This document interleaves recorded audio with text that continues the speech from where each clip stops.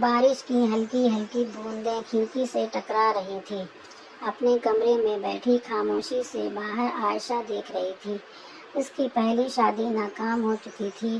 طلاق کے بعد اس نے دل میں فیصلہ کر لیا تھا کہ اب کبھی محبت نہیں کرے گی۔ اس کے والدین چاہتے تھے کہ وہ دوبارہ زندگی شروع کرے۔ بہت سمجھانے کے بعد اس نے دوسری شادی کے لیے ہاں کر دی۔ لڑکے کا نام زیان تھا۔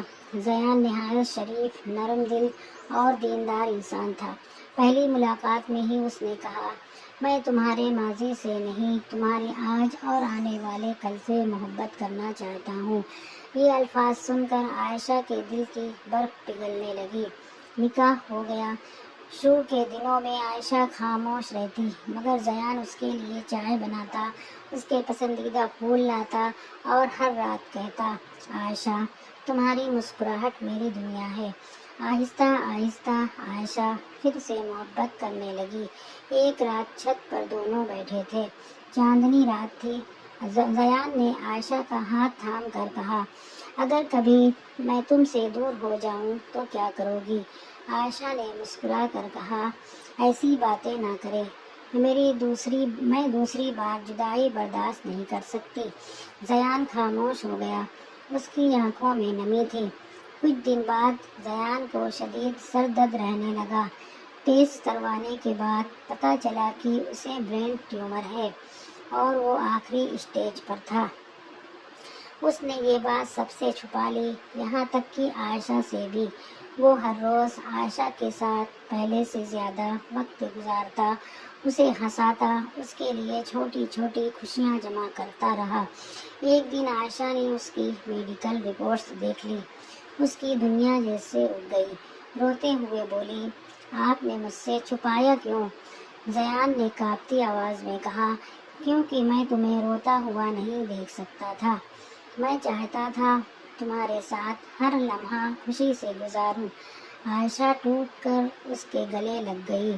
اس کے بعد دونوں نے ہر لمحہ ساتھ گزارا، نمازیں پڑھی، دعائیں کی، راتوں کو چھت پر بیٹھ کر چاند دیکھا۔ پھر وہ آخری رات آ گئی۔ ہسپتال کے کمرے میں زیان کمزور آواز میں بولا، عائشہ میں نے اللہ سے صرف ایک دعا کی تھی کہ زندگی کے آخری دنوں میں مجھے سچی محبت مل جائے، اور وہ تم ہو۔ عائشہ پھوٹ پھوٹ کر رونے لگی۔ زیان نے اس کے ہاتھ میں ایک خط رکھا اور دھیرے سے کہا، میرے بعد بھی جینا، کیونکہ محبت مرنے والوں کے ساتھ نہیں مرتی۔ اتنا کہہ کر اس کی سانس رک گئی۔ عائشہ چیخ اٹھی۔ کچھ دن بعد اس نے وہ خط کھولا۔ اس میں لکھا تھا، عائشہ اگر تم یہ پڑھ رہی ہو تو میں اللہ کے پاس جا چکا ہوں۔ یاد رکھنا، تم میری دوسری شادی نہیں، میری پہلی اور آخری محبت تھی۔ قیامت کے دن تمہارا انتظار کروں گا۔ عائشہ کی آنکھوں سے آنسو بہنے لگے۔ اس نے آسمان کی طرف دیکھا اور کہا، زیان دوسری محبت ہی میری سب سے سچی محبت تھی۔ کچھ دن بعد عائشہ نے زیان کا دیا ہوا خط کھولا۔ اس میں لکھا تھا، عائشہ اگر تم یہ خط پڑھ رہی ہو تو شاید میں اس دنیا میں نہیں ہوں، لیکن میری ایک آخری خواہش ہے۔ میرے کمرے کی الماری کے اوپر کھانے والے میں ایک چھوٹا سا ڈبہ رکھا ہے، اسے 40 دن سے پہلے مت کھولنا۔ عائشہ حیران رہ گئی۔ 40 دن تک وہ بے چینی سے اس ڈبے کو دیکھتی رہی۔ آخر وہ دن آ گیا۔ کانپتے ہاتھوں سے اس نے ڈبہ کھولا۔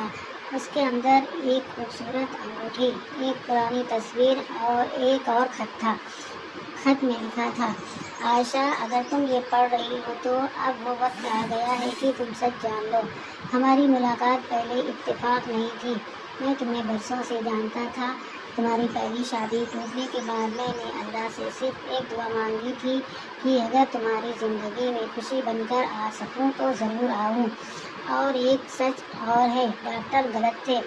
میرے پاس جینے کا ایک موقع تھا، میں علاج کروا سکتا تھا، مگر میں نے انکار کر دیا، کیونکہ میں جان چکا تھا کہ میری بیماری دوبارہ لوٹ آئے گی اور میں تمہیں لمبی اذیت میں مبتلا نہیں دیکھ سکتا تھا۔ لیکن اصل راز ابھی باقی ہے۔ اس تصویر کے پیچھے دیکھنا، عائشہ کے ہاتھ کانپنے لگے۔ اس نے تصویر پلٹی، پیچھے صرف ایک جملہ لکھا تھا، میں تم سے دوبارہ ملوں گا بہت جلد۔ اس لمحے دروازے پر دستک ہوئی، رات کے ٹھیک 12 بج رہے تھے۔ عائشہ ڈرتے ڈرتے دروازے کی طرف بڑھی، دروازہ کھولا تو سامنے ایک چھوٹی سی بچی کھڑی تھی۔ اس کے ہاتھ میں وہی انگوٹھی تھی جو زیان ہمیشہ پہنا کرتا تھا۔ بچی نے خاموشی سے کہا، امی، ابو نے کہا تھا وقت آنے پر میں آپ کو یہ دے دوں۔ عائشہ کے قدموں تلے زمین نکل گئی، کیونکہ زیان نے کبھی اسے کسی بچی کے بارے میں نہیں بتایا تھا۔